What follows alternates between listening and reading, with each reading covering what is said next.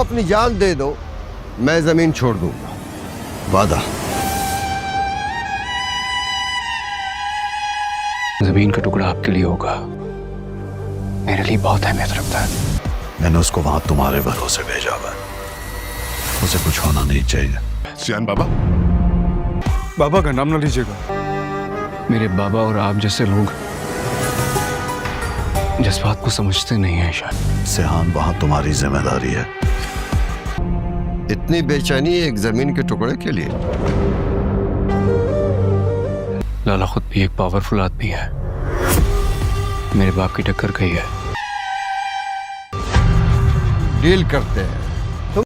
Sheehan के लिए इल्हाम और इल्हाम के लिए वो ज़मीन का टुकड़ा बहुत ही ज़्यादा कीमती होता है। और सिहान को जब ये बात मालूम होती है कि वो ज़मीन लाला के पास है और वो लाला ऐसे ही ज़मीन वापस नहीं करेगा, और सिहान इल्हाम को भी यही बात बताता है, लाला भी बहुत ज़्यादा ख़तरनाक इंसान है, वो भी मेरे बाबा की टक्कर का ही है और उससे ज़मीन वापस लेना कोई आसान काम नहीं है। तो इल्हाम यही बात कहती है, वो ज़मीन तुम्हारे बाप ने बेची है और हर सूरत में मुझे मेरी माँ की ज़मीन वापस चाहिए, वो मेरी माँ की आखिरी निशानी है और वो हर सूरत में मुझे वापस चाहिए। तो सिहान यही बात कहता है, तुम्हें घबराने की ज़रूरत नहीं है, चाहे मुझे अपनी जान क्यों ना देनी पड़े, मैं अपनी जान देकर भी तुम्हारी ज़मीन वापस लेकर आऊँगा। और सिहान लाला से मिलने के लिए उसकी हवेली पहुँच जाएगा और लाला जैसे ही सिहान को वहाँ पर देखेगा उसे बहुत ही ज़्यादा गुस्सा आएगा और वो खुश भी नज़र आ रहा होता है कि आखिरकार गाजी यूसुफ की दुखती रग उसके हाथ में आ गई है। सिहान जाकर उसे यही बात कहता है, मुझे वो ज़मीन चाहिए,